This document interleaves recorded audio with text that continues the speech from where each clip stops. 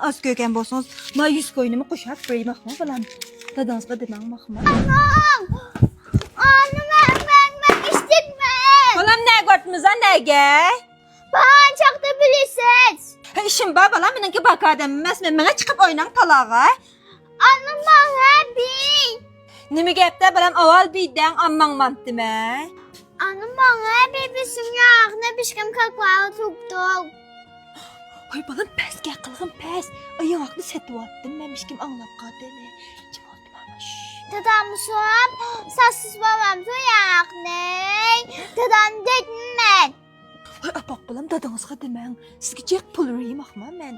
Altın zəncir astım o pulğu mən. Dəb qoymam axma, uspalam axma. Altınım toymaytımmış güzel.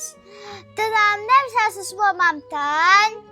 Dəb satmaytmı? Dəb satmaytmı? Mənim yancığımı kiyginimi mənə əsqat etgan balam. Nim biləliydi dadın 8-10 moyadın, 1-2 moyanın yanqını sətib qoyğunumğa. Kut qılmayla oynanay mən talağa çıxıbsız. Bulanmışı dadamın kaşırı verip gelme dadamğa. Ablalan. Ay balam, apaq balam. Ay dadanın işlit qayını biləm. Dana sən demə apaq balam baxma. Siz ki mən 10 qoyunu biləyim axma. Mənə xəşləm. Demən baxma he. Üzüz kaytan olan koynen. Ana kızından ne atıyor işte.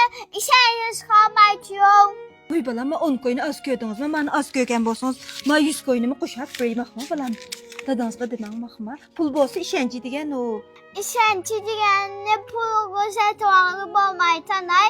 Aşını pülük kan. Yoğa işkən, dadanğa bir digiç olsa ikən, nə köpürük onu göstərin baxma. Pulu idi sən mi, onu mu qanqın, pox xəclərsən mi? Tukalanın kıkının torbası. Adatı bulunuyor. Hap. Yekni bes kanlan.